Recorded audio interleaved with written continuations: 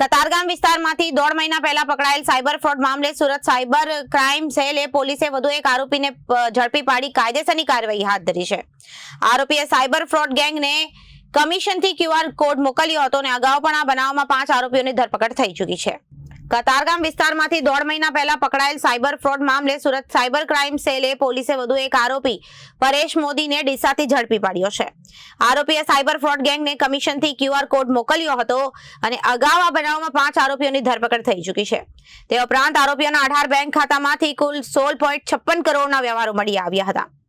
NCCRP અને portal ઉપર આ ગેંગ વિરુદ્ધ દેશભરમાંથી 179 ફરિયાદ નોંધાઈ ચૂકી છે, જે ફરિયાદોમાં 36.65 કુલ કરોડનું ફ્રોડ થયું હોવાનું પણ સાયબર પોલીસને સામે આવ્યું હતું। 9 મહિનાની 24મી તારીખના રોજ સાયબર ક્રાઇમ સેલ દ્વારા કતારગામમાં એક જગ્યા પર રેડ કરવામાં આવેલ હતી અને આ રેડના આધારે 25મી 9/2025ના રોજ એક ગુનો નોંધાયેલ હતો અને 52 નંબરના ગુનાના સામે 4 આરોપીઓને સ્થળથી ઝડપી પાડવામાં આવેલ હતી। આ 4 આરોપીઓ પાસેથી અમે લોકોને કુલ 174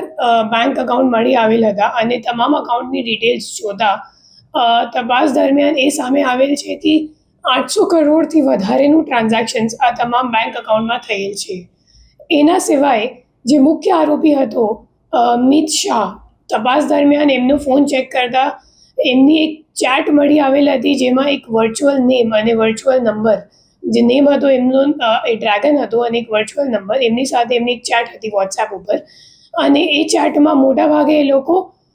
જે બેંક અકાઉન્ટની ડિટેલ્સ અને પેન કાર્ડની ડિટેલ્સ હતી એ શેર કરતા હતા એકબીજા સાથે। તો એટલે આ વર્ચ્યુઅલ નંબરની અમે લોકોએ ટેકનિકલ વર્કઆઉટ કરી અને CP સાહેબની માર્ગદર્શન હેઠળ એક ટીમને બનાસકાંઠા ભીલડી ખાતે મોકલી આપવામાં આવેલ હતો અને ત્યાંથી અમે લોકોને ખબર પડી કે જે વર્ચ્યુઅલ નેમ જે ડ્રેગન છે એની પાછળનો જે માણસ છે એમનું અસલ નામ પરેશ મોદી છે અને એમનો મુખ્ય જે ભૂમિકા આખા જે ગેંગમાં હતો એ એમ છે કે એ લોકો કમિશન ઉપર મિત શાહ અને એમની જે ટોળકી હતી એ લોકો કમિશન ઉપર બેંક ખાતા દેશભરના રાજ્યોથી લેતા હતા અને પછી આ બેંક ખાતાની ડિટેલ્સ એ લોકો પરેશ મોદીને મોકલતા હતા। પરેશ મોદી આ તમામ ખાતા ઉપર એમની સામે QR કોડ બનાવીને એ લોકોને આપતો હતો સો દેટ જે ટ્રાન્ઝેક્શન્સ છે એ ઝડપથી થઈ જાય અને એ QR કોડ બનાવવા માટે પરેશ મોદીને જે સાયબર ક્રાઇમ ગેંગો છે એ 500 રૂપિયા આપતી હતી। એના સિવાય તપાસ દરમિયાન એ સામે આવેલ છે કે પરેશ મોદીને અમે લોકો જ્યારે પૂછપરછ કરી તો ખબર પડી કે મિત શાહ સિવાય એ 64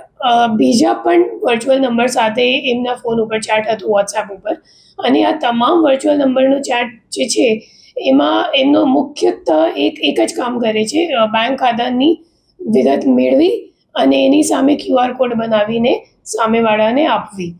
એ 64 જે ચેટ અમે લોકો જોયું એમની સામે અમે લોકોને 109 બેંક ખાતાનું ડિટેલ્સ મળી આવેલ છે અને તમામ ખાતાઓને અમે લોકો જ્યારે તપાસ દરમિયાન NCCRP પોર્ટલ પર ચેક કર્યું તો ખબર પડી કે 36 કરોડ 65 લાખ રૂપિયાની ફ્રોડ થઈ ગયેલ છે આ તમામ બેંક અકાઉન્ટની સામે અને મોટાભાગે જે ટોપ 3 જે રાજ્યો છે એમાં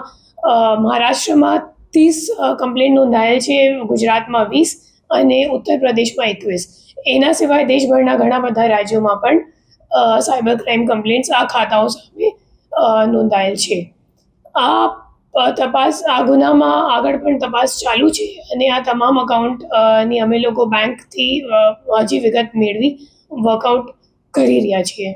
પરેશ મોદી કોણ છે, એનું એમો શું હતું, કેવી રીતે કમિશન આપતો હતો? પરેશ મોદી કમિશન લેતો હતો એકચ્યુઅલી QR કોડ બનાવવા માટે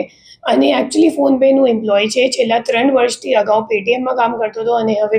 ફોનપેમાં સેલેરાઇડ એમ્પ્લોય તરીકે કામ કરે છે અને ઉપરની કમાઈ માટે એમને આ ધંધો શરૂ કરી દીધું કે જે લોકો સાયબર ક્રાઇમ જે ગેંગો છે જે ફ્રોડ કરે છે અથવા તો એમનો પૈસા ઠેકાણે લગાવે છે તો એમના ખાતાઓ માટે QR કોડ પૂરું પાડવાની એ કામ કરે છે। તો જે એમને ઓથોરાઇઝેશન ફોનપે દ્વારા અથવા તો પેટીએમ દ્વારા સેલેરાઇડ એમ્પ્લોય તરીકે મળી છે એમનો દુરુપયોગ કરીને એ સાયબર ક્રાઇમ ટોળકીઓની મદદ કરતો હતો।